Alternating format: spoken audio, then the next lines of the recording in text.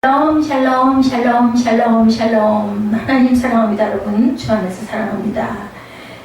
그리스도의 이름으로 일하시는 성령 하나님, 제가 그냥 짧게 성령 하나님 그렇게 제목을 뒤에 적었습니다. 사도행전 3장 1절에서 10절인데 우리 26절까지 전체적인 내용 한번 살펴보면서 우리 잘 아는 말씀이긴 하죠. 이 장의 끝부분은 예루살렘 교회의 진정한 공동체로서의 탄생을 소개했어요. 그죠? 공동체가 탄생되는 부분이 나타났었습니다. 무엇과 이적과 함께 주의 은혜가 넘침으로 믿는 자의 수가 점점 더해가죠. 3장에서는 교회 성장에 대해서 말씀하고 있습니다. 자라나는 교회. 근데 교회가 갖는 시련 속에 성장하고 있는 모습들이 보여지죠. 증거하는 공동체로서의 온전함을 갖추기 위해 많은 모습들을 우리가 대하게 되는데, 그런 말씀 속에서 한번 우리 교회는 아니면 진정한 공동체는 어떤 모습인지 한번 깊이 묵상하는 시간 갖도록 합니다. 고침받은 안진뱅이에 대해서 나면서 안진뱅이 된 차 2절에 우리 잘 아는 말씀이기도 하죠. 나면서 못 걷게 된 일을 사람들이 메고 오니 이는 성전에 들어가는 사람에게 구걸하기 위하여 날마다 미문이라는 성전에 두었다라고 이야기를 합니다. 예루살렘 성전에는 정한 시간에 모여서 기도를 했어요.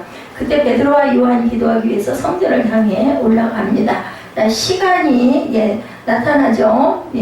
지금 여기 오후 3시 정도로 나와 있어요. 지금 9시는 6시간 플러스를 하면 됩니다. 이스라엘 시간은. 그때의 시간은 제9시 이렇게 나타나죠. 이것은 우리나라 시간하고 시간 계산을 하면 몇 시쯤일까 생각을 한번 해보면 플러스 6을 하면 오후 3시 정도. 그러니까 오전에 기도하고, 제가 보니까 다니엘도 그랬어요. 그죠? 오전에 기도하고 또 뭐 정오에 기도하고 또 뭐 저녁에 기도하고 이런 식으로 하루에 3번 정도였는데 9시, 오후 3시. 이때 베드로와 요한은 나면서 안진뱅이 된 자를 그때 만나게 되죠. 그래서 그 유명한 은과 금은 내게 없거니와 이 이야기를 6절에서 하게 되는 걸 우리가 봅니다. 이 안진뱅이를 사람들이 메어와서는 미문이라는 성전에 두었어요. 그래도 이 사람은 축복받은 사람이라는 생각이 제가 성경 읽으면서 들었어요. 뭐 안진뱅이가 한 사람이겠습니까? 근데 맨날 미문에다가 매다가 또 놀 정도니 주변에 사람이 있었다라는 얘기죠. 이 안진뱅이는 40년 이상을 성전에 들어가는 사람들에게 구걸을 하면서 생계를 유지했음을 알고 있는데, 글쎄요, 좀 사람들 사이에서 인정을 받았거나 아니면 또 인심이 후했거나, 이 안진뱅이가 뭔가 있었으니까 이 사람을 이렇게 늘 그렇게 메우다가 거기다 주지 않았을까. 그는 신체의 장애로 인해서 소외된 자의 삶을 살아가고 있었지만 그런 사람들 속에서 그래도 복받은 사람이라는 생각을 저는 합니다. 이 안진뱅이는 성전 미문 곁에 자리를 잡고 늘 그 시간이면 앉는 모양이에요. 왜냐하면 성전에 예배를 드리러 들어가는 유대인들이 늘 그곳을 지나다니니까. 미문은 이방인의 뜰을 지나서 여인들의 뜰로 들어갈 때 통과하게 되는 그런 문입니다. 성전, 누가복음 18장 10절에 두 사람이 기도하러 성전에 올라가니 얘기하죠. 하나는 바리새인이요 하나는 세리라. 성전이 성전 미문이니까 아주 깊은 성전이 아니에요. 여인들의 뜰을 지나서 들어가는 그곳이니까 아마 중간쯤 되는 부분인 것 같습니다. 나사렛 예수의 이름이 6절에 나타나죠. 사도들이 얘기하죠. 6절에 보면 베드로가 이르되 은과 금은 내게 없거니와 내게 있는 이것을 내게 주거니, 거기서 나사렛 예수 그리스도의 이름으로 일어나 걸으라 하고, 항상 우리들 나사렛 예수의 이름으로 귀신도 쫓아내죠. 제사의식은 이렇게 사도들은 유대인 남자들이었던 까닭에 성전 바깥들, 이방인의 뜰을 지나 계단을 올라 여인의 뜰, 성전 내부의 첫 뜰이라고 합니다. 들어가고 다시 이스라엘의 뜰로, 그러니까 여인의 뜰을 지나면 그 다음에 이제 이스라엘인들만 들어갈 수 있는, 유대인들만 들어갈 수 있는 그런 또 뜰이 따로 있었어요. 제사의식은 좀 더 들어가 더 깊은 곳에 성전 가장 안쪽 제사장의 뜰에서 행해집니다. 제사장만 들어갈 수 있는 뜰이죠. 일반 유대인들은 보통 그 안에 들어가는 것이 금지되고 유대인의 뜰에만 머문다. 그럼 그 전에는 아까 여인들의 뜰, 그죠? 이방인의 뜰, 그 다음에 이제 들어가면 유대인의 뜰, 그 다음에 들어가면 제사장의 뜰, 이런 식으로 문이 여러 개가 달려 있었던 것 같아요. 이방인의 뜰에서 조금 더 걸으면 바깥뜰과 안뜰을 나누는 성전 벽이 나타납니다. 이 성전 벽에는 이방인이 들어가면 죽을 것이다 라는 경고문이 헬라어와 라틴어로 쓰여 있습니다. 이 성전에서 제사를 드리러 올라가던 베드로와 요한은 이 문에 앉아있는 안진뱅이를 만난 거예요. 여인의 뜰 그 주변에서. 실상 사도들은 그 사람이 구하는 이유에 도움을 줄 수는 없지만 예수 그리스도의 이름으로 더 나은 것을 주었죠. 나사렛 예수 이름으로 이 안진뱅이는 그야말로 기가 막힌 기적을 경험합니다. 8절에 걸을 수 있게 되죠. 그리스도의 이름 이사야 9장 6절에 이는 한 아기가 누구예요? 우리에게서 낳고 한 아들을 우리에게 주신 바 되었는데 그는 어깨에는 정사를 메고 그 이름은 기묘자라 모사라 전능하신 하나님이라 영존하신 아버지라 평강의 왕이라 할 것이다. 그리스도는 이런 분이라는 거죠. 이사야 9장 6절에 증거하는 말씀이 치유의 능력을 주셨죠. 마가복음 16장 17절에 믿는 자들에게는 이런 표적이 따르니 곧 그들이 내 이름으로 귀신을 쫓아내며 새 방언을 말한다. 이렇게 증거하고 있습니다. 나타난 이적에 대해서 증거합니다. 누가는 이적을 예루살렘 교회 특징으로 언급하고 있죠. 사도행전은 누가가 썼죠. 2장 43절에는 사도행전 2장 43절에는 교회 내에서 여러 가지 기사와 표적이 발생한 것을 얘기하고 있습니다. 이상이 많이 나타났었죠. 사도는 많은 이적을 행했으면 특히 그리스도의 이름으로 병 고치는 이적을 많이 행합니다. 그러나 이러한 기사와 표적들은 그 자체가 목적은 아니다. 지금도 보면은 이런 기적이 일어나고 하면 그것 때문에 쫓아가지만 사실은 그거는 아니죠.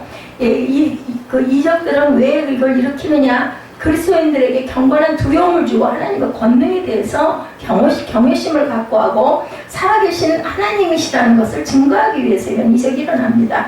사도들의 교훈과 사도직을 확증해주는 역할 또한 하고 있었죠. 사도들이 그런 일을 감당했기 때문에. 그리고 이 이적들로 인해서 사도들이 증거한 그리스도의 부활이 더욱 믿음이 신빙성 있게 되었고 능력이 있게 되었기 때문에 이런 기적과 이적을 나타냈다. 누가는 본문에서 표적 중에 하나를 선별해서 기록합니다. 안진뱅이가 일어나서 사도들과 함께 성전으로 들어가며 걷기도 하고 뛰기도 하며 하나님을 찬미하는 부분이 오늘 나타나죠. 이 이적을 사용을 했어요. 사람들은 그가 성전 미문에 앉아있던 구걸하던 사람인 줄 알고는 심히 기이하게 여기며 놀랐다. 예, 10절에 그렇게 얘기하죠. 그에 일어난 일로 인하여 심히 놀랍게 여기면 논란이라 이렇게 증거합니다. 예, 그리고 이제 11절부터는 베드로의 설교가 나타나죠. 11절에 베드로가 솔로몬의 행각에서 설교하다. 예, 나은 사람이 베드로와 요한을 붙잡으니 모든 백성이 크게 놀라며 달려나가 솔로몬의 행각이라 불리우는 행각에 얼마나 사람들이 더 많이 모였을까요? 안진뱅이가 일어났으니 베드로가 이것을 보고 백성에게 말하되 이스라엘 사람들아 이 일을 왜 놀랍게 여기느냐? 우리 개인의 권능과 경건으로 이 사람을 걷게 한 것처럼 왜 우리를 주목하느냐? 우리가 한 게 아니다. 베드로한테 막 다 몰려들어요. 안진뱅이가 일어났어 하니까 이제 베드로가 얘기를 하죠. 이것은 사람이 한 것이 아니라고 얘기를 합니다. 13절에 아브라함과 이삭과 야곱의 하나님 곧 우리 조상의 하나님이 그의 종 예수를 영원하게 하셨느니라. 너희가 그를 넘겨주고 빌라도가 놓아주기로 결의한 것을 너희가 그 앞에서 거부하였으니 너희가 거룩하고 의로운 일을 거부하고 도리어 살인한 사람을 놓아주기를 바라바를 곧 놓아주라고 구했죠. 자, 15절에 생명의 주를 죽였다. 그러나 하나님이 죽은 자 가운데서 그를 살리셨으니 우리가 이 일의 증이라. 그렇기 때문에 그분이 이렇게 역사를 하신다는 거죠. 그 이름을 믿음으로 그 이름이 너희가 보고 아는 이 사람을 성하게 하였나니 예수로 말미암아 난 믿음이 너희 모든 사람에게 이것이 완전히 낫게 하였느니라. 이렇게 증거합니다. 형제들아 너희가 알지 못하여도 그러하겠으면 너희 관리들도 그러한 줄 아노라. 그러나 하나님 모든 선지자의 입을 통하여 자기의 그리스도께서 고난받으실 일을 미리 알게 하신 것을 이와 같이 이루셨느니라. 증거하기가 얼마나 좋아요. 안진뱅이가 일어났으니 그걸 다 비유해가지고 그러므로 너희가 회개하고 돌이켜 너희 죄 없이 함을 받으라. 이같이 하면 새롭게 되는 날이 주 앞에서부터 이를 것이다. 또 주께서 너희를 위하여 예정하신 그리스도 예수를 보내시리니 하나님의 영원 전부터 거룩한 선지자들의 입을 통하여 말씀하신 바 만물을 회복하실 때까지는 하늘이 마땅히 그를 받아들이라. 새롭게 부활이 완전히 일어날 때까지는 너희들을 이렇게 받아들이라. 놔뒀다 나중에 다 일으켜주신다라는 그런 얘기를 여기서 하죠. 사람들은 그가 성전 미문에 앉아있던 구걸하던 사람인 줄 알아보고 놀랬어요. 찬양으로 감사한다. 계시록 5장 12절에 보니까 큰 음성으로 이르되 죽임을 당하신 어린 양은 능력과 부와 지혜와 함과 존귀와 영광과 찬송을 받으시기에 합당하도다 하더라. 계시록 5장 12절에 증거합니다. 이적으로 인한 놀람이 마태복음 15장 31절에도 말 못하는 사람이 말하고 장애인이 온전하게 되고 다리 저는 사람이 걸으면 맹인이 보는 것을 우리가 보고 놀랍게 여겨 이스라엘이 하나님께 영광을 돌린다라고 증거하고 있습니다. 네, 지금 제가 읽어드린 대로 솔로몬의 행각에서 베드로의 설교가 쭉 설교가 나타나죠. 21절까지 제가 여러분들에게 읽어드렸습니다. 솔로몬 행각은 성전 바깥들 동쪽 끝에 있는 행각이었고 이방인들의 뜰 동편을 따라 길게 늘어선 부속 건물이었습니다. 놀라운 기적을 보고 잔뜩 관심을 가지고 그곳에 모여든 군중들이 날 때부터 안진뱅이였으나 이제 생전 처음으로 건강한 두 다리를 갖게 된 그 사람을 주시하고 다들 점점 더 몰려들겠죠. 베드로는 그들에게 설교할 자연스러운 기회를 갖게 된 거예요. 아주 신나게 설교했을 것 같아. 베드로는 자기와 요한이 그 안진뱅이를 걷게 할 수 있었던 것은 자기들의 능력도 경건도 어떤 것도 아니었다. 12절에 개인의 권능과 경건으로 이 사람을 걷게 한 것처럼 왜 우리를 주목하느냐. 16절에 예수로 말미암아 난 믿음이 너희 모든 사람 앞에서 이같이 완전히 낫게 하였느니라. 그를 고친 것은 예수님의 권능이었다라고 증거하죠. 솔로몬 행각에 대해서 요한복음 10장 23절에 증거하고 있습니다. 예수께서 성전한 솔로몬 행각에서 거니셨다. 사도행전 3장 11절에도 나타나고 요한복음 10장 23절에도 인간이 행한 일이 아니다. 요한복음 3장 27절에도 요한이 대답하여 이르되 만일 하늘에서 주신 바 아니면 사람이 아무것도 받을 수가 없다. 야고보서 1장 17절에도 같은 말씀이 증거되죠. 온갖 좋은 은사와 온전한 선물이 어디서부터? 다 위로부터 빛들의 아버지로부터 내려오나니 그는 변함도 없으시고 회전하는 그림자도 없으시다. 빛들의 아버지 누구세요? 하나님이시죠. 예수 그리스도이십니다. 부활의 증인에 대해서 15절에 증거하죠. 생명의 주를 죽였도다 합니다. 그러나 하나님의 죽은 자 가운데서 그를 살리셨으니 우리가 이 일의 증인이라. 이 제자들은 다 봤잖아요. 살아서 부활하는 것을. 베드로는 부활의 증인으로 이적을 보게 된 사건에 대해서 설명합니다. 치료의 능력은 예수께로 말미암을 베드로는 힘있게 증거합니다. 왜냐하면 다 그 사람이 이렇게 일어났으니 얼마나 증거하기가 좋았겠어요. 예수님은 그 사람에게서 믿음을 찾으셨고 아무리 미미한 형태라도 믿음만 있으면 고쳐주시는 예수님이죠. 이 안진뱅이가 고침을 받은 것도 바로 믿음에 의해서 나사렛 예수 이름으로 명하는 일어나 걸으라 했죠. 대다수의 사람들이 기억하고 있듯이 불과 몇 달 전 예수님은 성의 북문 밖에 십자가에 달렸어요. 분명히 다들 알죠. 그분의 시체가 십자가에서 내려오고 장사되었을 때 대부분의 사람들이 그것을 그분의 끝이다. 이제 끝났어. 정말로 알았죠. 그러나 베드로는 그들에게 예수님은 그 백성의 지도자들에게 배척당하고 로마 권원들에게 넘겨져 처형당했다. 그러나 하나님은 그를 죽은 자 가운데서 다시 살리셨다. 이런 본문에 얘기하고 있죠. 베드로와 그의 동료들은 이 일에 증인을 어떻게 힘있게 증거했다고 말씀합니다. 우리가 이 일의 증인이라 그렇게 얘기하죠. 하나님 보좌 우편에 앉으신 예수에 대해서 히브리서 12장 2절에도 우리 너무 잘 아는 말씀이죠. 믿음의 주요 또 온전케 하시는 이인 누구를? 예수를 알아보자. 그는 그 앞에 있는 기쁨을 위하여 십자가를 참으셨다. 견뎠다는 거죠. 부끄러움을 개의치 아니하시더니 하나님 보좌 우편에 앉으셨느니라. 견디고 참았더니 결국은 이렇게 귀한 존재가 돼서 하나님 보좌 우편에 지금도 계시죠. 그리스도의 증인 요한복음 15장 27절에 너희도 처음부터 나와 함께 있었으므로 증언하느니라 이렇게 얘기합니다. 하나님의 종에 대해서 18절에 베드로는 모인 무리를 향해 예수를 소개하고 회개하여 죄사함을 받을 것을 권고하죠. 18절에 뭐라고 말씀했나 우리 한번 볼까요? 그러나 하나님의 모든 선지자의 입을 통하여 자기의 그리스도께서 고난받으실 일을 미리 알게 하신 것을 이와 같이 이루셨느니라. 선지자들, 하나님의 종들이죠. 그들을 통해서 증거했고 이루셨다라고 말씀합니다. 자, 그분을 가리켜서 거룩하고 의로운 자다 25절에 말씀하죠. 그 말은 하나님의 특별한 선택을 입은 사람에게 쓰는 고유명사. 25절에 너희는 선지자들의 자손이요 하나님이 너희 조상과 더불어 세우신 언약의 자손이라. 아브라함에게 이르시기를 땅 위의 모든 족속에 너희 씨로 말미암아 복을 받으리라 하셨으니 너희는 선지자들의 자손이라고 얘기하죠. 하나님이 그 종을 세워 복 주시려고 너희에게 먼저 보내사 너희로 하려고 돌이켜 각각 그 악함을 버리게 하셨느니라고 말씀합니다. 자, 이렇게 해서 야훼 종으로서 이사야 선지자가 예언했듯이 높이 들려서 지극히 존귀하게 될 분 누구라고? 예수 그리스도시죠. 자, 거룩하고 의로운 자라고 말합니다. 내 종이 형통하리니 이사야 52장 13절에 보니까 보라 내 종이 형통하리니 받들어 높이 들려서 지극히 존귀하게 되리라 이렇게 증거되어 있습니다. 누가는 예언의 성취에 대해서 계속해서 말하죠. 예수님은 이사야가 말한 종이기도 하지만 모세가 예언한 대선지자이기도 하다. 베드로는 하나님께서 그분을 보내서 그의 백성을 자기들의 주에서 돌아서게 하셨다. 그뿐만 아니라 예수님은 또한 땅의 모든 족속이 그 안에서 복을 받을 아브라함의 후손이기도 하시다. 그렇게 증거합니다. 죄사함에 대해서 이사야 51장 1절에 시편 51편 1절에 하나님의 주의 인자를 따라 내게 은혜를 베푸시며 주의 많은 긍휼을 따라 내 죄악을 지워주소서. 시편 4편 1절, 시편 109편 26절에도 같은 말씀이 나타나 있습니다. 이 말씀에 그 골격 결론은 안진뱅이를 고친 것은 사도들이 행한 많은 기사와 표적 중 하나에 불과하죠. 교회가 든든히 세워져가는 속에서 이 표적은 예수님의 이름을 나타내는 능력으로 표적으로 보여집니다. 모든 것이 예수님의 이름이 의한 것임을 우리가 알아야 되겠다. 예언들의 성취와 함께 열어놓으신 예수 그리스도의 새로운 시대는 회개를 통해서 얻을 수 있는 것이다 라고 베드로는 오늘 아주 강하게 강조합니다.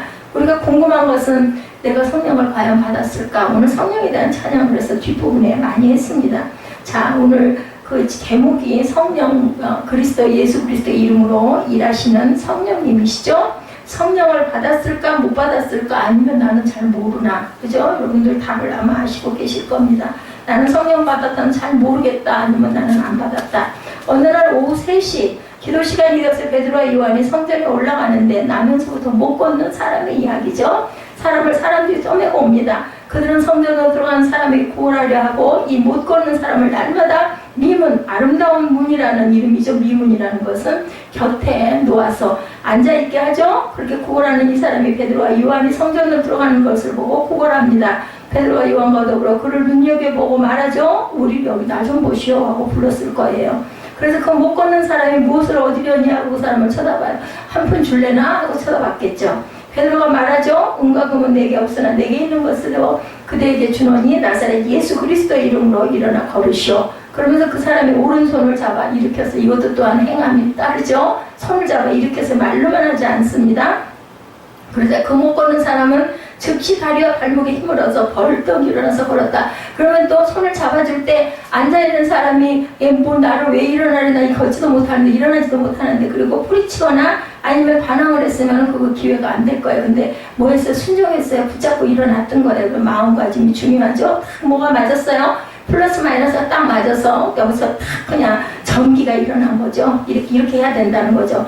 그 사람은 걷기도 하고 뛰기도 하며 하나님을 찬양하면서 베드로와 요한과 함께 성전에 들어갔다. 뭐 찬양만 하겠어요. 춤도 췄을 것 같아요. 얼마나 신나고 얼마나 좋았어요. 몇 년? 40년이나 평생을 그러고 있었던 거죠. 여기서 나사렛 예수 그리스도의 이름으로 일어나 걸으라고 하였고 그래서 일어나 걸었다는 거죠. 이럴 때 나사렛 예수 그리스도의 이름이란 뭘까? 나사렛 예수 그리스도의 이름, 그죠? 우리가 너무나 잘 아는 예수라는 이름이 당시에 굉장히 흔한 이름으로 많이들 썼어요. 그래서 그 앞에 동네 이름이 붙은 거예요. 나사렛이라는 동네 이름이 붙죠. 여호수아도 예수아예요. 그죠? 예수아. 그죠? 그래서 호세아 또 같은 예수아입니다. 그래서 궁금한 것은 그렇게 흔한 이름인데 그 이름에 무슨 능력이 있다고 그런 놀라운 일이 일어났냐? 이게 문제예요.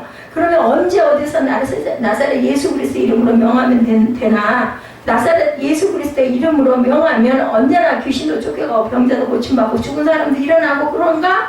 아니죠. 그런데 왜 베드로가 나사렛 예수 그리스도의 이름으로 일어나 걸으라 하니 그 나면서부터 못 걷는 사람이 일어나 걷고 우리는 왜 하면 안 될까? 이런 의문도 갖게 되는 거죠. 정말 우리가 하면 안 될까? 지금 본문에 나오는 베드로가 오늘 우리가 다른 것은 무엇일까? 본문으로 다른 게 아무것도 없어요. 그런데 베드로는 나사렛 예수 그리스도의 이름으로 그 사람을 일으켜 세웁니다. 우리는 그건 불가능하다라고 생각을 말도 안 돼. 이 생각을 먼저 한다는 거죠. 믿음의 차이일까? 일반적으로 그렇게 되지 않으면 믿음이 없어서 그렇다고들 하죠. 그렇다면 베드로의 믿음은 무엇이고 우리의 믿음은 무엇일까? 왜 이렇게 다를까? 예수 그리스도를 믿어서 구원을 얻는 믿음이 있고 놀라운 기적을 일으키는 믿음이 있죠. 그런데 어떤 믿음이든 내 믿음이 너를 구원하였다. 예수님은 항상 그렇게 말씀을 합니다. 그러고 보면 예수 그리스도를 믿어서 구원을 받는 믿음과 병고침 받는 믿음은 같은 거죠. 예수 그리스도를 믿는 믿음이니까. 그래야 고침도 받고 그죠? 구원도 받아요. 그죠? 우리 예수 그리스도께서 하나님의 아들이심을 우리는 다 믿습니다. 우리 예수 그리스도께서 구주가 되신도 믿죠? 예수 그리스도께서 병을 고쳐주실 것도 믿습니다. 우리 예수 그리스도께서 내 기도를 들어주실 것도 믿습니다. 이게 차이가 있는 것 같아요. 저는 제가 절대로 이게 제가 아픈 증세가 고쳐질 거라는 생각 자체를 안 해요. 그러니까 기적이 안 일어나는 거겠죠. 근데 그거는 억지로 내가 믿는다고 믿어지는 건 아닐 것 같아요. 정말 그런 마음이 들어와야지 뭐 억지로 그렇게 입으로라도 하면 되는데 이건 아닐 것 같아요. 단 내 생명의 지장은 없다라는 결론은 제가 받았습니다. 하나님께서 주셨기 때문에. 그러면 그 바울처럼 바울이 3번 고하였더니 결국 뭐라고 그래? 내 은혜가 내게 족하다. 그래서 바울이 그것을 보고는 그냥 포기했어요. 이것도 내가 가시가 있으므로 하나님께 내가 더 매달리고 하나님만 예수님만 바라볼 수 있겠구나라고 그렇게 기도하고 그 이후로는 그 기도를 안 했다라는 이야기가 있듯이 저도 살아오면서 그 부분을 잘 다스리고 오지 못했기 때문에 이거는 일어나는 현상이고 하나님이 주신 질병이라고 저는 생각하지 않습니다. 그러니까 제가 잘못한 거예요. 그렇기 때문에 이거는 내가 짊어지고 가야 되기 때문에 진짜 너무너무 힘들고 고통스럽고 아프거든요. 복된 그러한 인생은 아닌 것 같아요. 왜? 이 하나님이 참 은혜를 많이 주시고 지금도 하나님이 살펴주시지 않으면 제가 하루도 살 수가 없다는 거 요즘에도 그 사소한 작은 몇 가지 일을 통해서도 너무너무 힘이 들었으니까 그래서 그걸 더 많이 느끼는 만약에 이런 일이 내가 없었다면 그죠? 그렇다면 이런 은혜가 내게 있었겠는가. 참 하나님의 은혜가 정말 귀하고 깊다. 그렇다고 해서 누구도 나처럼 이렇게 되면서 하나님의 은혜를 당신 받으려고 하면 아마 그거 안 한다고 그럴 거예요. 아니고 싶다고 얘기할 것 같습니다. 사람마다 하나님께서 주시는 은혜가 다르구나. 또 같은 그러한 그 경우가 된다 하더라도 그런 마음이 드는 사람과 안 드는 사람의 차이가 또 있구나라는 생각을 제가 합니다. 어떤 어려운 고난 속에서도 거기서 하나님의 은혜에 감사하는 사람이 있고 불평하고 원망하고 결국은 거기에 빠져서 결국은 사망하는 사람도 있거든요. 그렇기 때문에 그것이 믿음의 차이구나. 나사렛 예수 그리스도 이름으로 일어나 걸으라 했을 때 아멘 하고 일어나가지고 걸었던 사람은 정말 고침을 받잖아요. 그 마음이 내게 와야 되는데 그것도 우리가 아까 기도했고 찬양했듯이 성령의 능력으로 행해주는 줄로 믿습니다.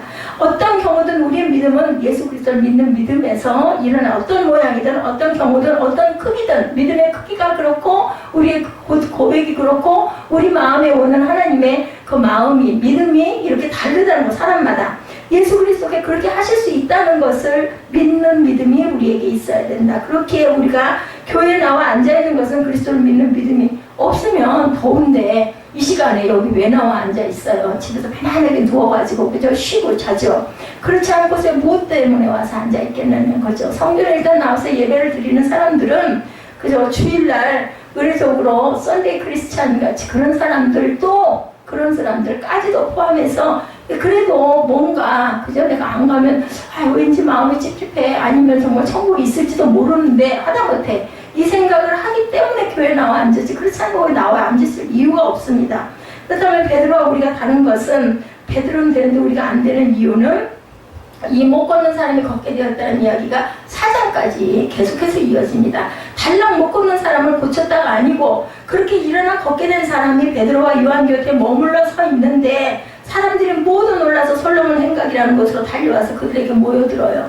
눈에 보여지는 게 이렇게 대단해요. 그죠? 그래서 베드로가 그 모든 사람들에게 그 말하는 거예요. 설교. 그리고 그 바람에 막 3,000명씩 막 그냥 회개하고 일어나는 그런 내용이 2장에도 있었죠. 12절에서 16절에 보면 이스라엘 동포 여러분 어찌하여 이 일을 이상하게 여깁니까? 어찌하여 여러분 우리가 우리의 능력이란 경건으로 이 사람을 걷게 한 것처럼 우리를 바라봅니까? 아브라함의 하나님과 이삭의 하나님과 야곱의 하나님 곧 우리 조상의 하나님께서 자기의 종 예수를 영광스럽게 하셨다. 여러분 일찍이 그를 넘겨주고 빌라도가 놓아기로 작정했는데도 불구하고 빌라도 앞에서 그것을 거부하고 살인자를 오히려 살려주시 하나님 오늘 본문에 그런 그 설교가 바로 그 내용이죠. 자, 여러분이 그 거룩하고 의로우신 분을 거절하고 살인자를 도와달라고 청했다. 그래서 여러분은 생명의 근원이 되시는 주님을 죽이기까지 했다라는 거예요. 근데도 하나님께서는 그를 죽은 사람들 가운데서 살리셔서 우리는 이 일의 증인이다. 분명히 예수님은 살아계신다. 그런데 바로 이 예수의 이름이 여러분이 지금 보고 있고 잘 알고 있는 이 사람을 낫게 하였으니 이것은 그의 믿음을 믿는 믿음에서 힘입어서 일어난 일이다. 하나님 너희들 믿어야 되겠고 믿기보다는 먼저 뭐해라 회개하라고 얘기하죠. 예수로 말미암아 그 믿음이 이 사람을 여러분 앞에서 이렇게 완전하게 성하게 고쳐주셨다. 그렇게 베드로는 그 사건을 통해서 거기에 모여든 사람에게 예수 그리스도를 전했어요. 그랬더니 이 걷지도 못하는 사람이 걷게 된 것은 생명의 근원이 되시는 예수 그리스도께서 하신 일이다라고 증거를 합니다. 참 제가 이 내용을 보면서도 오늘 제가 묵상을 하면서도 어저께 이거 끝냈지만 정말 제자들의 힘이 크고 정말 귀한 스승은 좋은 제자를 꼭 주는구나. 왜냐하면 그만큼 예수님이 3년 동안을 데리고 다니면서 그렇게 많은 것을 보여주고, 그리고 또 사랑으로 예수님이 스스로 그저 제자들의 발을 닦아줄 정도로 많이 섬기는 부분이 있다 보니까 막 생명을 걸고 예수를 증거하죠. 더구나 이제 부활까지 하신 입장이다 보니까. 그래서 좋은 스승 밑에는 좋은 제자들이 분명히 따르는 제자이 있고, 그렇게 해서 또 높임을 받는구나 하는 그런 마음을 제가 가졌습니다. 거기 있는 사람들이 죽였지만 하나님께서 살리신 예수께서 그 사람을 낫게 했다. 그것은 예수라는 이름을 믿는 믿음을 힘입어서 된 거라고 증거하죠. 그래서 예수로 말미암은 그 믿음이 이 사람을 여러분 앞에 이렇게 완전히 성하게 했다. 그런데 그렇게 말하고 있는데 제사장들과 성전 경비대장과 사두개파 사람들이 몰려와요. 그리고 그들은 베드로와 요한을 잡아서 다음 날까지 가두는 사건이 일어납니다. 그리고 그 다음 날 유대의 지도자들과 장로들과 율법학자들이 모여들죠. 그것은 소위 말하는 공의회가 열리기 위해서 그들은 베드로와 요한을 불러놓고 묻죠. 그들은 대체 무슨 권세와 누구의 이름으로 이런 일을 했어? 우리 그 하반절에 보면은 그런 내용들이 4장에 쭉 해서 나타납니다. 4장에 보면 사도들이 백성에 말할 때 제사장 성전 받은 자와 사두개인들이 이르렀다 4장에 지금 쭉 나오고 있거든요.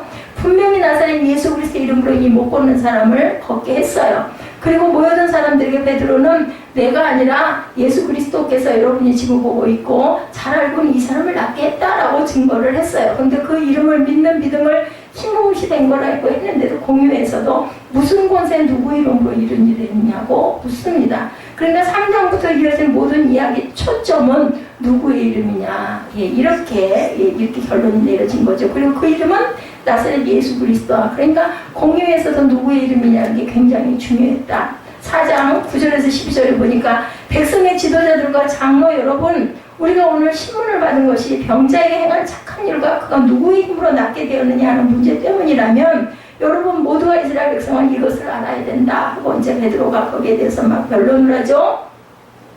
이 사람이 성한 몸으로 여러분 앞에 서게 된 것은 여러분이 십자가에 못 박아 죽였으나 하나님이 죽은 사람 가운데 살리신 나사렛 예수 그리스도의 이름을 힘입어서 된 것이다. 이 예수는 너희들 집 짓는 사람들에게 버림받은 돌이지만 집 모퉁이의 머리털이 되신 분이다. 이 예수 밖에는 아무에게도 구원을 받을 수가 없다. 사람에게 주신 이름 가운데 우리가 의지하여 구원을 얻어야 할 이름은 하늘 아래에 이 이름 예수 그리스도밖에 없다라고 증거를 합니다. 그래서 4장 9절에서 10절 우리 잠깐 볼까요? 이 예수는 11절에 너희 건축자들의 버린 머리돌에서 집 모퉁이의 머리돌, 이게 어디에 나와요? 에베소서에도 또 나오죠. 다른 이로서는 구원을 받을 수 없는 천하 사람 중에 구원을 받을 만한 다른 이름을 우리에게 주신 일이 없습니다 하였더라. 그들이 베드로와 요한이 담대하게 말함을 보고 그들을 본래 학문 없는 범인으로 알았다가 깜짝 놀라는 거죠. 도대체 어디서 이 사람이 이렇게 말을 잘하고 박학다식하냐 놀랬을 거예요. 자, 이렇게 베드로와 요한이 그들 앞에 설 수 있었던 것, 평소에 베드로나 요한이 그들을 만나고자 하는데 그들이 만나주지도 않았을 사람들, 굉장히 높은 사람들이 공의의 의원들이니까 더구나 그들에게는 예수 그리스도에 대해서 말하겠다면 들어주지도 않았을 거예요. 근데 이 일로 인해서 결국은 만나게 되고 베드로와 요한이 못 보는 사람을 고침으로 여기까지 그들이 달려온 거예요. 만나달라고 해도 만나지도 않은 사람들이 쫓아왔다는 거죠. 그리고 예수님을 십자가에 못 박아 죽인 장본인들 앞에 서서 너희가 십자가에 못 박아 죽였으나 하나님이 죽은 사람들 가운데서 살리신 나사렛 예수 그리스도 이름을 힘입어 된 것이다 라고 외칠 수 있게 하신 것은 그죠? 성령의 능력이 성령께서 하신 일이다. 다른 사람에게는 아무런 구원이 없다라고 이야기하죠. 사람들에게 주신 이름 가운데 우리가 의지하여 구원을 얻어야 할 이름은 하늘 아래 이 이름밖에 다른 이름이 없습니다 라고 외치죠. 그런데 더 놀라운 것은 못 걷던 사람이 또 이제 거기에 또 증인으로 나서죠. 그래서 요즘을 보면 간증이에요. 이 사람은 나사렛 예수 그리스도의 이름으로 일어났어요. 그리고 걷고 뛰고 막 찬미하죠. 너무 신나가지고 춤췄을 것 같아. 그리고 성전에 들어갔습니다. 그렇게 성전에 들어가고 싶었던 이 일을 이제 그게 보침을 받는 바람 뛰어들어갈 수가 있었겠죠. 그렇게 하나님 앞에 나아가고 싶었어요. 그 사람은 그렇게 하나님의 말씀이 듣고 싶었고 하나님께 기도하고 싶었던 그 사람이 병자로 걷지 못한 도 아예 성전 입구에 앉혀놓고 구걸이나 했던 그 사람이 뭐 했어요? 은혜를 입었어요. 하나님께 병 고침의 은혜로 인해서. 이럴 땐 누가 더 하나님의 은혜가 필요했겠나? 병든 사람이죠. 장애를 가진 사람이 오히려 더 하나님의 은혜 안에 들어갈 기회가 주어졌다. 아까 제가 말씀드렸죠. 제가 이 아프고 고통스러운 게 정말 힘들고 고통스럽고 죽겠지만 하루하루가 기적같이 내가 살고 있다는 것을 체험하면서 은혜 안에 들어가지 않을 수가 없는 거죠. 내가 정말 나약하고 보잘것없고 정말 쓸모가 없는 나 같은 사람이 이 병을 통해서 하나님이 나를 살리고 계시구나 하는 것을 느끼기 때문에 내가 하나님의 딸이 될 수가 있고 하나님의 온전한 구원에 내가 임할 수가 있는, 이건 은혜예요. 만약에 그렇지 않았다면 제가 건강하고 가진 게 많고 그저 그랬다면 얼마나 교만하고 얼마나 지금도 그냥 겉으로만 그죠? 예수를 믿기는 믿어도 이런 깊은 은혜를 체험하지 못했을 거예요. 그리고 그냥 성경을 좀 읽으면 그냥 뭔가에 그 깨달으면 혼자 웃기도 하고 혼자 눈물을 줄줄 흘리기도 하고, 이런 모든 은혜가 얼마나 감사한지, 결론은 돌아갈 날 멀지 않았는데 이 은혜 주신 게 정말 감사한 거죠. 사람이 몸이 건강하면 모든 게 다 소용이 없을 만큼 건강만 하면 제일일 것 같아. 돈이 없는 사람은 돈만 있으면 아무 문제가 없을 것 같아. 근데 건강한 사람은 건강하다고 해서 아무 문제가 없어요. 돈이 없어가지고 이 돈만 있었으면 나는 전혀 걱정할 거 없겠다는 사람, 만약에 돈이 있으면 나머지는 아무 상관이 없더냐고. 아니잖아요. 또 다른 부분의 문제들이 또 일어납니다. 자, 그래서 몸도 건강하고 세상을 모든 것을 가졌다 하더라도 영원히 죽으면 또한 아무것도 아닌 거죠. 중요한 것은 우리 영원히 살아야 되는 거죠. 영원히 불타는 불바다에 던져져 가지고는 아무 소용이 없습니다. 신기한 것은 이 사람 때문에 많은 사람들이 솔로몬 행각에 서 있는 베드로와 요한에게 모여들었다라는 거. 요즘에 뭐 무슨 선전 한번 하려면 돈을 얼마를 들여가지고도 그죠? 막 뿌리고 막 그러잖아요. 근데 그냥 그 병고침 하나로 인해서 많은 사람이 자동으로 몰려옵니다. 고미의 사람들이 심하게 베드로와 요한을 신문하지도 못했습니다. 4장 14절에 보면 병고침을 받은 사람이 그들 곁에 서 있는 것을 보거나 아무 트집도 잡을 수가 없었다 이렇게 증거하죠. 4장 21, 2절에 보면 백성이 모두 그 일어난 일로 하나님께 영광을 돌리고 있으므로 그들은 사도들을 처벌할 방도가 없어서 위협만 하고 놓아 보냈어요. 뭐 할 말, 자기들도 겁나지 않았을까? 만약에 그들을 벌중을 하면 또 내가 무슨 벌을 받을지 어떻게 알아, 그죠? 그리고 아마 예수님을 팔아넘겼던 가룟 유다의 일도 모르겠어요. 다 알았겠죠. 그래 뭐 이렇게 해서 목매달아 죽고 그게 터져서 피가 쏟아지고 했던 것을 아마 다 알았을 겁니다. 이 기적으로 병이 나은 이는 40살이 넘은 사람이었어요. 왜냐면 40년 동안 그 안진뱅이였으니까.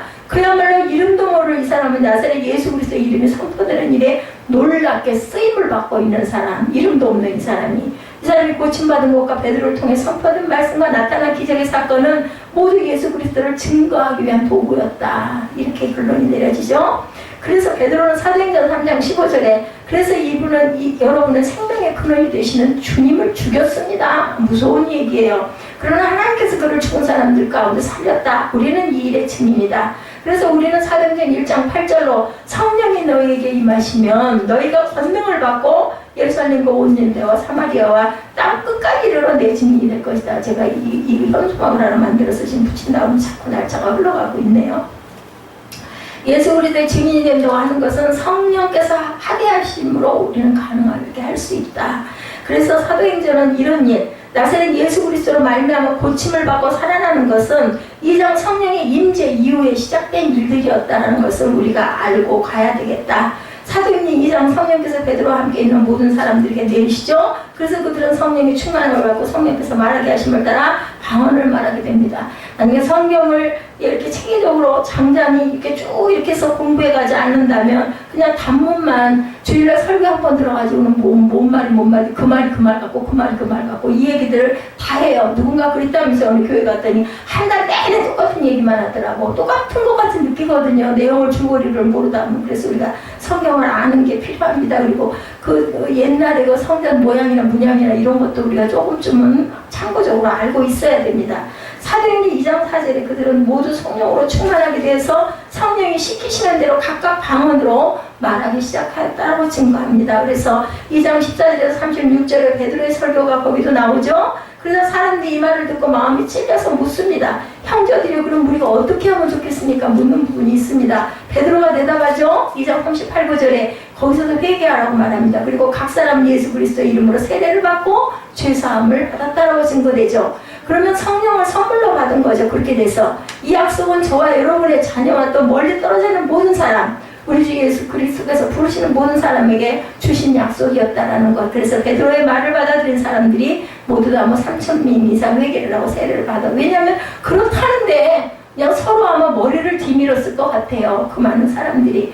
그들은 사도들의 가르침에 몰두하고 서로 사귀는 일과 빵을 떼는 일과 기도에 힘썼다고 2장에 나타나죠. 그러니까 교회는 회개하고 예수 그리스도의 이름으로 세례를 받고 죄 용서함을 받음으로 성령을 선물로 받은 사람들이 모여서 사도들의 가르침에 몰두하며 서로 사귀는 일과 빵을 떼는 일과 기도에 힘쓰는 곳이 바로 교회다. 정말 또 지금 이 말씀 전하면서 생각나는 게 정말 휴대폰이 문제예요.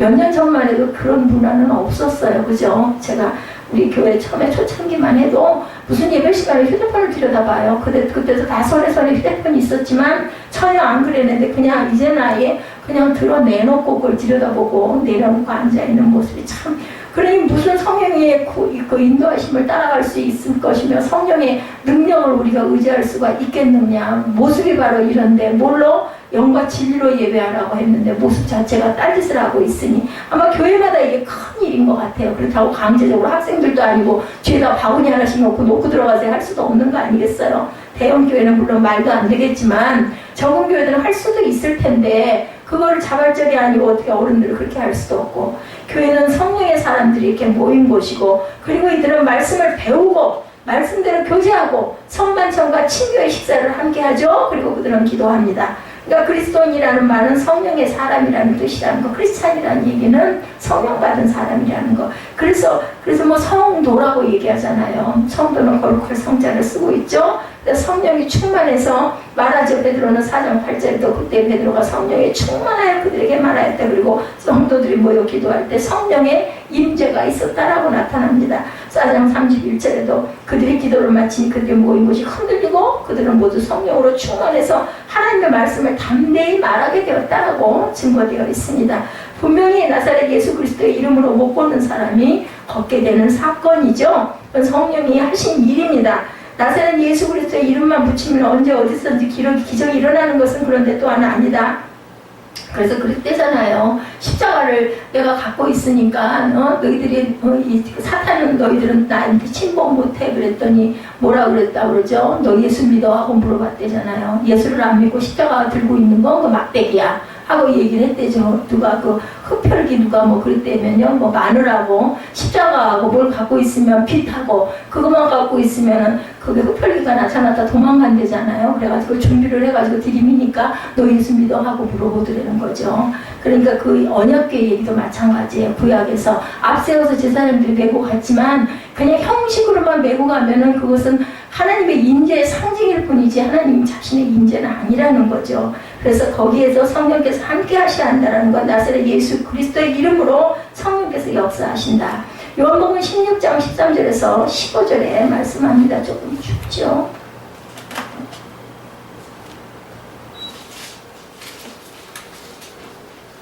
16장 13절에서 15절에 그러나 그분 곧 진리의 영이 오시면 그가 너희를 모든 진리 가운데로 인도하실 것이고 그는 자기 마음대로 말씀하지 않으시고 듣는 것만 일러주실 것이다. 또 그는 나를 영광되게 하실 것이다. 그가 나의 것을 받아서 너희에게 알려주실 것이기 때문에 아버지께서 가지신 것은 다 나의 것이다. 이렇게 증거합니다. 그렇기 때문에 내가 성령이 나의 것을 받아서 너에게 알려주실 것이다 라고 말씀을 합니다.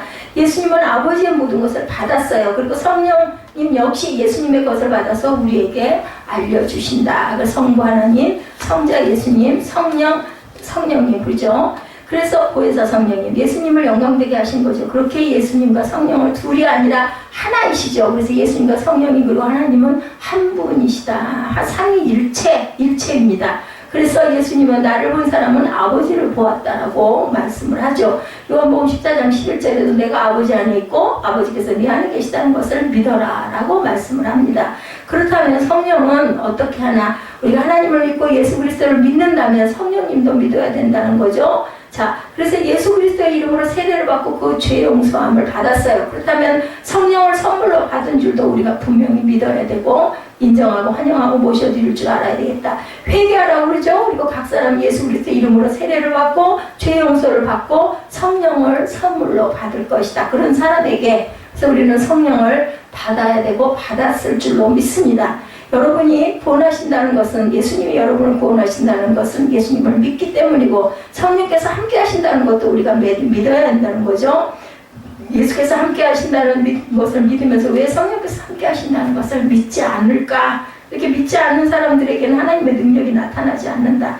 사도행전 3장의 이야기는 1, 2장 뒤를 따라오고 지금 제가 쭉 4장까지 함께 훑어봤지만 4장까지 연결이 됩니다. 성령께서 제자들에게 임하신 뒤의 일, 성령 충만한 베드로가 기적을 일으켰다. 누구의 이름으로? 예수 그리스도 이름으로. 그죠? 그것으로 말미암아 예수 그리스도를 또한 증거하고 전할 수 있었다. 근데 이 모든 것은 예수 그리스도를 드러내기 위한 하나의 증표이고 도구였다라는 거죠. 나사렛 예수 그리스도의 이름으로 못 걷는 사람을 고친 이후로 계속해서 나사렛 예수 그리스도의 이름이 증거가 되는 사건들이 계속해서 일어납니다. 그래서 요한복음을 그 표적이라고도 얘기를 한다고 그러죠. 요한복음 자체 전체를. 그것이 성령께서 사도들과 수많은 믿음의 사람을 통해서 일어나는 일. 요한복음 7장 37절에서 39절에도 보면 명절의 가장 중요한 날인 마지막 날에 예수께서 일어서서 큰 소리로 말씀하셨다. 목마른 사람은 다 나에게 와서 마셔라 라고 말하죠. 나를 믿는 사람은 성경에 말한 바 같이 그에 대해서 생수가 강물처럼 흘러낼 것이다. 이것은 예수를 믿는 사람이 받게 될 성령을 가리켜서 하신 말씀이죠. 예수께서 아직 영광을 받지 않으셨으므로 성령이 아직 사람들에게 오시지 않았다. 예, 그러니까 예수 그리스도를 믿는 사람들에게는 성령께서 오시죠. 그리고 성령은 내 안에 가만히 계시는 분이 아니고 하게 하시는 분이에요. 성령은. 그죠? 우리의 능력이 되시죠? 그러면 지금 우리는 어떤가? 여러분 안에, 저 안에, 제 안에 성령이 일하시고 계시죠. 제가 여러분에게 열심히 말씀을 증거하면서 그 말씀을 또 입술로 고백하면서 깨닫고 기뻐하고 감사하고 눈물이 쏟아지는 것도 성령께서 하시는 일입니다. 에베소서 4장 30절에도 하나님의 성령을 뭐하지 말라? 근심하게 하지 말라고 말씀합니다. 세 번역은 4장 30절을 이렇게 기록합니다. 하나님의 성령을 슬프게 하지 마시고, 세 번역은 좀 우리가 조금 얼른 더 빨리 깨달아 알 수 있는 대로 편하게 풀어놓은 것 같아요. 여러분은 성령 안에서 구속의 날을 위하여 인치심을 받았습니다. 우리를 인을 치셨어요. 도장을 찍었죠. 이미 우리는 성령의 인침을 받은 사람들이다. 그래서 성도입니다. 예수님을 믿으면 우리가 구원을 받고, 하나님을 믿지 않아도 되나? 예수 믿으면 구원을 받는데 하나님을 믿지 않아도 되나? 아니죠. 똑같은 하나님이십니다. 하나님께서 세상과 사람을 만드셨고 죄를 범한 아담과 하와를 에덴 동산에서 추방을 하십니다.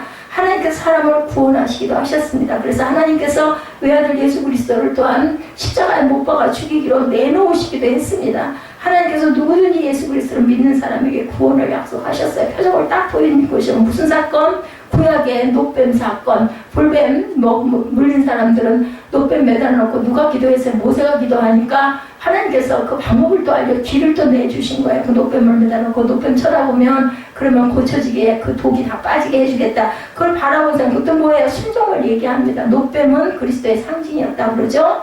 하나님께서 누구든지 예수 그리스도를 믿는 사람들에게는 구원을 약속합니다. 그렇기 때문에 우리는 믿어야 된다는 거죠. 그리고 거기에 따른 보혜사 성령님을 우리가 꼭 믿어야 되겠다. 그리스도를 믿는다면 성령도 믿고, 그리고 분명히 예수께서 가시면 성령을 보내주시겠다고 약속하셨잖아요. 그렇기 때문에 성령의 오심을 우리가 믿어야 된다. 데살로니가전서 5장 19절에 성령을 소멸치 마십시오 하고 얘기합니다. 여기 소멸이라는 말은 그리스어로 스베님입니다. 이 말 뜻은 끄다, 불을 끄다라는 뜻을 갖고 있습니다. 우리 사전에는 사라져 없어지다 하고 얘기합니다. 소멸이라는 건 무슨 얘기인지 아시죠? 성령을 소멸한다는 말은 성령이 사라져 없어지게 한다. 그러면 어떤 경우에 우리가 성령이 사라져 없어지게 할까? 성령을 무시하는 거예요. 받아들이지 않는 거예요. 그리고 막 자꾸 거부하는 거예요. 그러면 성령께서 일하시지 않죠? 분명히 성령이 아니고서는 아무것도 할 수 없는데도 불구하고 사람들은 지금도 많이 그전보다 많이 나아졌습니다. 장로교나 이런 곳에서도 그죠? 막 기도하고, 천주교에서도 이제 통성기도도 하고, 뭐 절에서도 기도한다면서요. 소리를 내가지고 통성기도도 한다고 합니다. 근데 아직까지도 그런 것에 대해서 어떤 굉장히 뭐랄까 좀 거부하는 그런 분들, 특히 남자분들이 그런 분들이 많죠. 성령을 소멸한다는 말은 성령의 생각으로 살지 않고 육의 생각으로 산다라는 것도 우리가 포함이 된다는 것을 잊지 말아야겠다. 성령께서 아무리 이끄셔도 내 마음대로 합니다. 그러면 결국은 소멸돼 버리고 말죠. 성령께서 이끄시는 것을 우리가 따라가야 됩니다. 그래서 성경 말씀에 입각해서 옳은 말이다라고 느껴지면, 하나님이 하시는 일이다라고 느껴지면 우리는 따라가야 되겠죠. 성령께서 함께 하신다는 증거는 성령의 열매가 없는데도 불구하고 자신은 좋은 믿음을 가졌다고 생각하는 것, 이런 사람들은 성령이 소멸된 사람들이라는 걸 또한 알아야 된다. 성령의 역사하심을 은사에 맞춥니다. 성령을 소멸치 말라는 말을 은사를 무시하지 말라는 정도로 생각해서는 또한 안 된다라는 겁니다. 성령께서 주신 은사는 성령의 열매를 맺기 위한 은사이라는 거. 그렇게 성령의 열매가 있어야 된다. 성령을 소멸하는 사람은 예배에 관심이 없습니다. 내가 그런 사람인가 아닌가를 알려면, 그리고 말씀이 별로 뭐 맨날 똑같은 얘기지 이런 식으로 생각하는 사람들. 요한복음 4장 23절에 참되게 예배를 드리는 사람이 어떤 사람이다 영과 진리로 아버지께 예배를 드릴 때, 그죠? 지금이 바로 이때라 얘기합니다. 아버지께서 이렇게 예배 드리는 사람을 찾으신다라고 얘기합니다. 찾아서 만나면 어떻게 될까요? 만나면 은혜를 주시겠죠? 성령을 부어주시겠죠? 그래서 하나님은 영이시다. 그러므로 하나님께 예배를 드리는 사람 영과 진리로 예배를 드려야 한다. 그래야 받으신다. 그래야 또 우리도 또 뭔가 받는 게 있어요. 그런 사람들은. 그러니까 예배 시간이 지루하지 않은 사람들은 은혜를 받은 사람들이고, 지루해 죽겠는 사람들은 몸을 빈비 틀고 앉고 딴짓을 하는 사람들은 은혜를 못 받아요. 아니 휴대폰 들여다보고 거기 정신 쏟고 한쪽 귀로 듣고 이쪽 귀로 흘렀는데 무슨 은혜를 받겠어요. 그냥 시간만 때우다가 가는 거죠. 그러니까 자신의 어떤 자세나 생각을 안 하고 맨날 똑같은 그냥 의식으로 여기는 거예요. 그걸 버려야 되겠죠. 그걸 집중할 줄 알아야 되겠죠. 그냥 사람들이 모였다고 해서 예배인 줄 생각해서는 안 된다. 예배는 성령께서 주관하시고 인도하고 역사한다. 그건 사람이 많고 적음의 문제가 아닙니다. 군중 심리는 아마 좀 있겠죠. 사람이 많으면 찬양할 때도 그렇고 박수를 치고 막 하다 보면 좀 뜨거워지기도 하고 통성기도를 할 때도 뭔가 그런 게 좀 다르겠지만 그게 중요한 건 아니다. 그래서 모여서 예배드리고 찬양하고 기도하고 말씀을 우리가 들어야 되는데, 오히려 행사나 프로그램, 단체 모임 일에 열심이다. 그래서 보면 교회도 뭐 좋은 일이죠. 바자회 같은 거 하는 거, 서로 물건 갖고 와가지고 그거 가지고 팔아서 좋은 일에 쓰고 구제 사업에 쓰는 게 좋기는 한데, 그런 행사는 좋아하고 쫓아다니면서 예배 드리는 걸 싫어하는 분들도 많다. 그게 주된 핵심은 예배가, 교회는 예배가 중심이어야 된다는 거죠. 무엇이 우선인지를 항상 생각할 줄 알아야 되겠다. 예배를 소홀히 하는 것은 성령을 소멸하는 것이라는 거. 그렇게 성령을 소멸하는 사람에게는 은혜도 능력도 나타나지 않는다라는. 그래서 예배 따로 생활 따로 소리가 그래서 나오는 거라는 거죠. 나면서부터 걷지 못했던 사람이 나사렛 예수 그리스도의 이름으로 일어나 걸었죠. 그것은 나사렛 예수 그리스도의 이름으로 일하시는 성령께서 하신 것이지 베드로나 요한이 한 게 아니죠.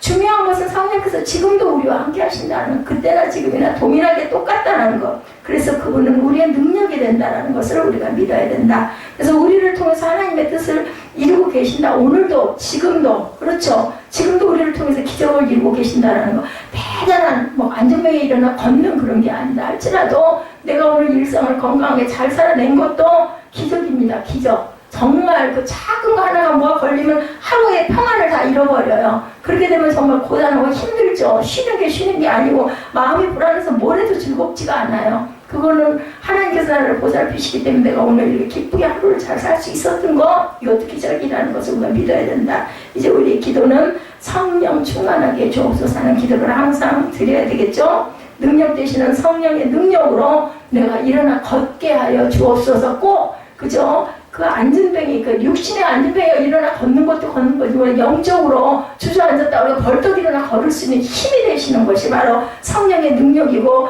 성령께서 우리에게 주시는 그러한 힘이라는 것을 잊어버리지 말아야 되겠다. 자, 저와 여러분은 모두 다 성령 받은 분들이에요. 절대로 소멸하지 마시고 자꾸 충만. 제가 그 새벽 예배 때 이런 말씀을 증거하면서 제가 은혜를 받은 부분인데, 그냥 하나님의 자녀는 한번 성령 받고 구원 받으면 돼요. 그런데 왕같은 제사장들이라고 그러죠. 저 2장 9절에 나오죠.